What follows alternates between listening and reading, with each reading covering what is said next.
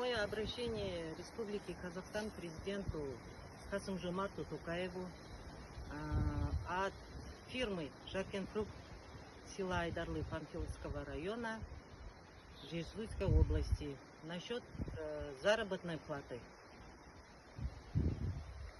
5 айға жуық болды, еңбек ақымызды әлі ала алмай жүрміз. Бір үйден 2 адам жұмыс жасап жатырмыз еңбек етіп. Семья бағу қиын қазіргі заманда. Сол үшін еңбек ақымызды талап етеміз біз. 2023-тен бастап страховка төленбеді. Страховканы не больницаға қараламаймыз, не анализ өткізмейміз, бәріміз не операцияға бару керек, октябрьде бір тиын ақша жоқ бәрімізде. Не мен страховка төленбеген. Сол сияқты пенсионный фондқа да отчисление түсіп жатқан жоқ. 23 жылдан бастап осының бәрін қолға алса екен дейміз.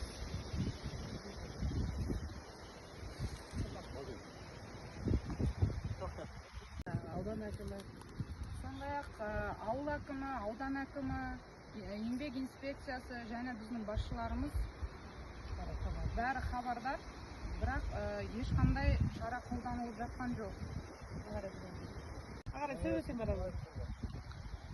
Біз ешқандай қарызға ақша сұрап тұрған жоқпыз басшылардан. Біз әрқайсымыз өзіміздің еңбегімізді, адал еңбегімізді сұрап тұрмыз.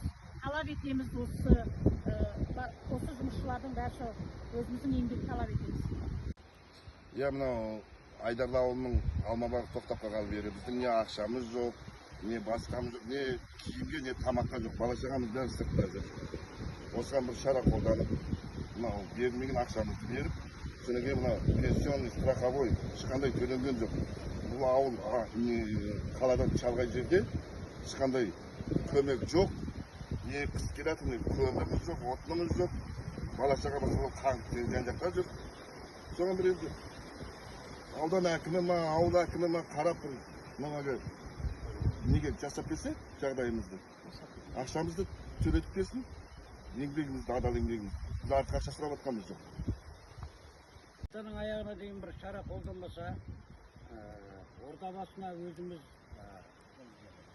ақша шығарып, жиналып барамыз. Сол бір шара қолданса екен деп отырмыз енді. Жоқ.